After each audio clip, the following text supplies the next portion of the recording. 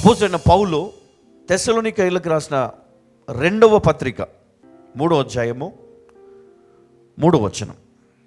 అయితే ప్రభువు నమ్మదగినవాడు, ఆయన మిమ్మల్ని స్థిరపరచి దుష్టత్వము నుండి కాపాడును. చాలా.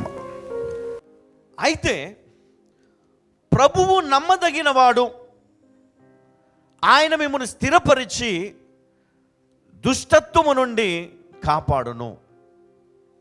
ఎంతమంది నిజంగా క్రైస్తవుని నేను అని చెప్తారు? ఎంతమంది నేను క్రైస్తవుడు అని చెప్తారు? ఇదే దేవుడు ఆశపడతా ఉన్నాడు, ఇది కావాలంట దేవునికి, నేను దేవుని బిడ్డను. అయితే ఆయన నమ్మదగిన వాడు, తప్పకుండా ఆయన మిమ్మల్ని స్థిరపరుస్తాడు. అయితే దుష్టత్వము నుండి కాపాడును. నిజంగా దేవుడు ఈ దుష్టత్వము నుండి విడిపిస్తాడా? అంటే దేవుణ్ణి ఆరాధించకుండా మీరు గమనించారా? మీ జీవితంలో మీరు ఎప్పుడైనా గమనించారా? దేవుని వాక్యాన్ని వినకుండా చాలాసార్లు సాతానుడు మిమ్మల్ని డిస్టర్బ్ చేశాడు. మందిరానికి వెళ్ళకుండా చాలాసార్లు మిమ్మల్ని డిస్టర్బ్ చేశాడు. చిన్న చిన్న విషయాలకు మిమ్మల్ని డిస్టర్బ్ చేసి మీరు దేవుని సంఘానికి వెళ్ళకుండా ఎవరో ఒక వ్యక్తిని బట్టి కదా, ఒక వ్యక్తిని బట్టి నీ ఆశీర్వాదాన్ని నువ్వు వదులుకున్నావు. ఒక వ్యక్తిని బట్టి నువ్వు మందిరానికి వెళ్ళలే. ఒక వ్యక్తిని బట్టి ఆ రోజు ఆశీర్వాదం పొందలే. ఒక వ్యక్తిని బట్టి ఆ రోజు వాగ్దానం పొందుకోలే. ఒక వ్యక్తిని బట్టి ఆ రోజు నువ్వు కానుక ఇవ్వలే. ఒక వ్యక్తిని బట్టి ఆ రోజు నువ్వు దేవుని మందిరంలో అడుగు పెట్టలే. కారణం ఒక వ్యక్తి. ఎందుకు? సాతానునికి ఇష్టం లేదు నువ్వు ఇక్కడ కూర్చొని వాక్యం వినడం. వాడికి ఇష్టం లేదు నువ్వు ఎదగడం. వానికి ఇష్టం లేదు నువ్వు మారు మనసు పొందడం. వానికి ఇష్టం లేదు నువ్వు మంచి మనసు కలిగి వానిని క్షమించడం. వానికి ఇష్టం లేదు నీవు ఇక్కడ దేవుని మాటలు వింటూ దేవుని ఆరాధించడం. వానికి ఇష్టం లేదు నువ్వు పరలోకానికి వెళ్ళడం. వానికి ఇష్టం లేదు ఒక దేవుని నమ్ముకున్న బిడ్డ ఘనతను పొందడం, మహిమను పొందడం, ఆశీర్వదించబడడం, దీవించబడడం. మంచి ఉద్యోగంలో ఉండడం వానికి ఇష్టం లేదు. మంచి వ్యాపారం చేయడం వానికి ఇష్టం లేదు. ఎందుకు తెలుసా? నువ్వు క్రైస్తవుడవు కనుక. సో వాడు ఏం చేస్తాడు అంటే నిన్ను ఈ దుష్ట కార్యముల్లోనికి ప్రేరేపిస్తాడు. నువ్వు అన్ని పక్కన పెట్టావు, నువ్వు మంచిగా అన్నీ వదిలేసావు, కానీ నువ్వు మందిరానికి వచ్చి ఇక్కడ నువ్వు ఏం చేస్తావు అంటే నువ్వు నీ మనస్సు వాక్యం పైన కంటే కూడా ఒక వ్యక్తి పైన లేదా కొంతమంది పైన నీ మనసు పోతుంది. అప్పుడు ఏం జరుగుతుంది తెలుసా? నువ్వు ఎదగలేవు, నువ్వు దీవించబడలేవు, నువ్వు ఆశీర్వదించబడలేవు, దేవుని వాక్యం వినలేవు. ఎందుకు వెళ్ళలేదు బ్రదర్ ఈరోజు అంటే పని ఉండే అక్కడ పోయినా ఇక్కడ పోయినా అని చెప్పుకుంటాం మనం. కానీ వాస్తవానికి ఏంటో తెలుసా? ఒకరు అక్కడికి రావడం ఇష్టం లేదు వాళ్ళకి. సో ఎందుకైతే తెలుసా? సాతానుడు మీ లోపట ఒక చిన్న ఇబ్బంది పెడతాడు. అందుకని నువ్వు అక్కడికి పో. అది పెట్టిందే వాడు, అది తెచ్చిందే వాడు. నేను ఒక ఆమెను అడిగాను, ఎందుకు మానేశారండి సడన్గా అంటే, అక్కడ ఒక వ్యక్తి నన్ను ఇలా అన్నాడు, ఇలా అన్నారు, అందుకని మానేశాను.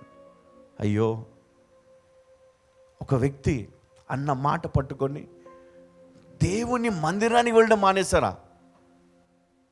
అంటే మీరు వెళ్ళేది దేవుని కోసము కాదా? దేవుని ఆరాధించడానికి కాదా? దేవుని మహిమపరచడానికి కాదా? దేవుని ఘనపరచడానికి కాదా? మరి ఎందుకు వెళ్తున్నాం మందిరానికి? ఒక వ్యక్తి కోసమా? నిజంగా మనం ఎక్కడికి వెళ్తున్నామంటే అంటే ఒకరి గురించి నువ్వు నీకొచ్చే దీవెనను ఆపుకుంటున్నావా? నీకొచ్చే ఘనతను పోగొట్టుకుంటున్నావా? నీకొచ్చే ఆ మహిమను పోగొట్టుకుంటున్నావా? ఆ స్వాస్థ్యాన్ని నువ్వు విడుచుకుంటున్నావా?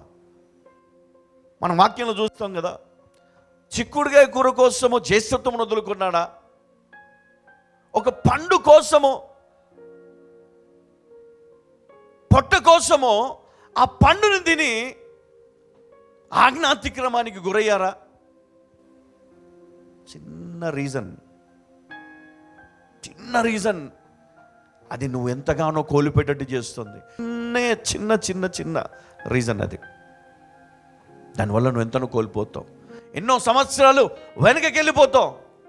నువ్వు సంపాదించుకున్నదంతా కూడా నువ్వు కోల్పోతావు.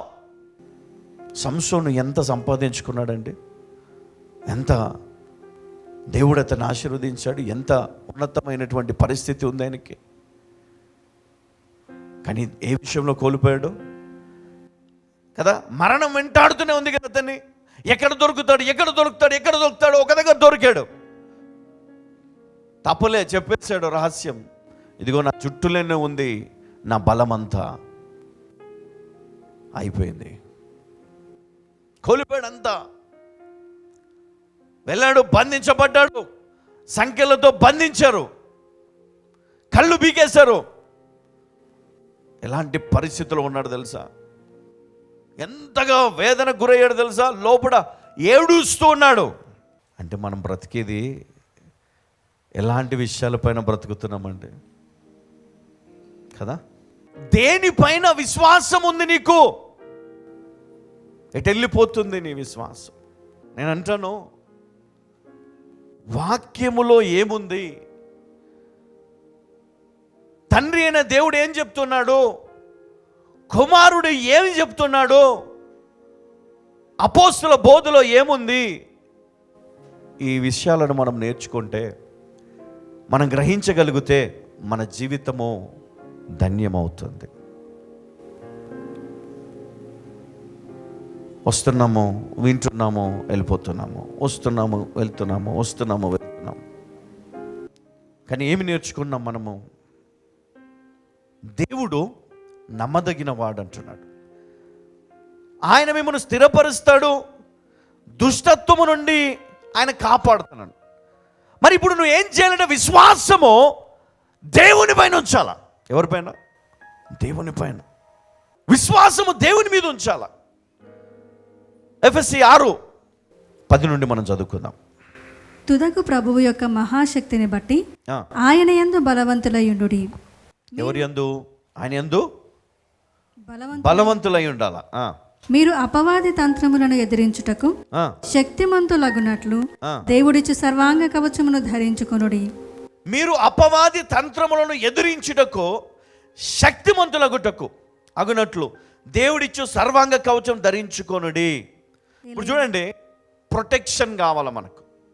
దుష్టత్వము నుండి ఆయన మిమ్మలను కాపాడుతాడు. అయితే మనకు దేవుని వాగ్దానం ఉంది, ఇజ్రాయెల్ ప్రజలకు దేవుని వాగ్దానం ఉంది.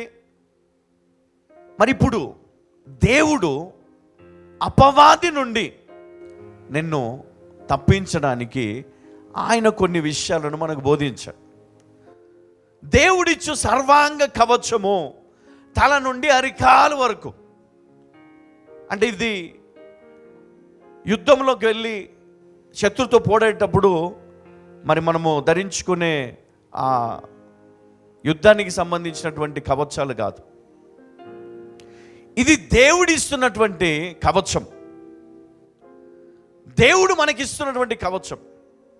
దీన్ని మనం వాడాల. ఇక్కడ ఏమన్నాడు? అపవాది తంత్రములను ఎదిరించుటకు. చాలామంది ఇక్కడ మంత్రశక్తులతో బాధపడుతున్నాము అని చెప్తారు. అవునా? మా శత్రువులు మాకేదో చేశారు అన్నారు. అవునా? ఏలయనగా మనం పోరాడునది శరీరులతో కాదు కానీ ప్రధానులతోనూ అధికారులతోనూ ఆకాశమండలమందున దురాత్మల సమూహములతోనూ పోరాడుచున్నాము. అందుచేతను మీరు ఆపద్దినమందు వారిని ఎదిరించుటకును సమస్తము నెరవేర్చిన వారై. ఇక్కడ ఆగుదాం మనం. ఇక్కడ చూడండి, అంధకార శక్తులు, అంధకార సంబంధులకు లోకనాథులతోనూ ఆకాశ మండలమందున్న దురాత్మల సమూహములతోనూ పోరాడుచున్నాము. ఒకటి కాదు, రెండు కాదు, సమూహములు. అయితే మీకు ఈ లోకంలో ఉన్నవి సరిపోవు. కొంతమంది చెప్తారు, అమ్మ అది చేస్తే పోతుంది, ఇది చేస్తే పోతుంది, ఇది చేస్తే అది చేస్తే, చాలా చెప్తారు. అవన్నీ మీరు పాటించి ఉంటారు, చేసి ఉంటారు కదా. కొంతమంది చెప్తారు, ఇది కట్టుకోండి, అది కట్టుకోండి, ఇది ఇట్లా చేయండి, అట్లా అన్నీ చేసి ఉంటారు మీరు. కానీ పోలే, మీరు అనుకుంటారు పోయింది అని. కానీ అది ఎక్కడి నుంచి నిన్ను ఇబ్బంది పెట్టాలి, అక్కడి నుంచి ఇబ్బంది పెడుతూనే ఉంది. అయితే అందుచేతను మీరు ఆపద్దినమందు వారిని ఎదిరించుటకును సమస్తమును నెరవేర్చిన వారై నిలబడుటకును శక్తిమంతులగునట్లు దేవుడిచ్చు సర్వాంగ కవచమును ధరించుకొనుడి. సమస్తమును నెరవేర్చిన వారై నిలబడాలా, ఉండాలి అంటే ఈ సర్వాంగ కవచము మీకు ఉండాలంట. హల్లెలూయా.